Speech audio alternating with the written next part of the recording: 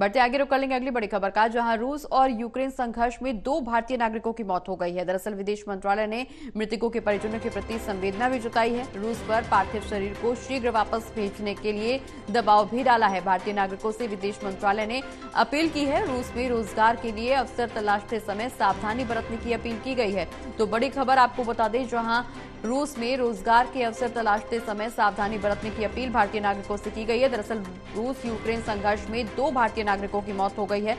विदेश मंत्रालय ने मृतकों के परिजनों के प्रति संवेदना जताई है और ऐसे में रूस में रोजगार के अवसर तलाशते समय सावधानी बरतने की अपील भी भारतीय नागरिकों से की गई है। विदेश मंत्रालय ने मृतकों के परिजनों के प्रति संवेदना जताई। रूस पर पार्थिव शरीर को जल्द ही वापस भेजने के लिए दबाव भी बनाया जा रहा है। भारतीय नागरिकों से विदेश मंत्रालय ने अपील की है कि रूस में अगर आप अपने रोजगार के अवसर तलाश रहे हैं तो पूरी सावधानी बरतें और जांच पड़ताल करने के बाद ही वहां किसी जॉब ऑफर को एक्सेप्ट करें या वहां पर रोजगार के अवसर तलाशें, क्योंकि जिस तरह से रूस यूक्रेन में माहौल खराब है, ऐसे में भारतीय नागरिकों से विदेश मंत्रालय की तरफ से अपील की गई है। जिस तरह से हालात यहां पर खराब होते हुए नजर आ रहे हैं, स्थिति लगातार खराब हो रही है, ऐसे में संघर्ष की स्थिति से बचने के लिए भारतीयों से ये अपील की गई है और रूस में रोजगार के अवसर तलाशते समय सावधानी बरतने की अपील विदेश मंत्रालय की तरफ से की गई है।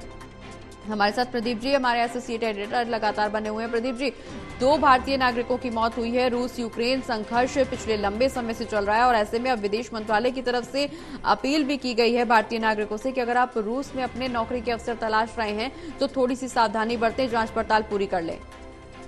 जैसे बिल्कुल, और ये जानकारी आई है कि रूस यूक्रेन संघर्ष में 2 भारतीय नागरिकों की मौत हो गई है और इसी को लेकर भारतीय विदेश मंत्रालय की ओर से बयान जारी किया गया है। रूस यूक्रेन संघर्ष में मारे गए इन भारतीय नागरिकों के पार्थिव शरीर को शीघ्र वापस भेजने के लिए दबाव डाला है भारत सरकार की ओर से और मॉस्को में जो दूतावास है, रक्षा मंत्रालय सहित रूसी अधिकारियों पर ये दबाव डाला गया है। विदेश मंत्रालय की ओर से ये भी कहा गया है कि मॉस्को में जो भारतीय दूतावास ने नई दिल्ली में रूसी राजदूत और मॉस्को में रूसी अधिकारियों के साथ चर्चा की है और सीधे तौर पर जो रूसी सेना में शामिल। चलिए, बहुत बहुत शुक्रिया प्रदीप जी, ये तमाम जानकारी हमारे दर्शकों तक पहुंचाने के लिए।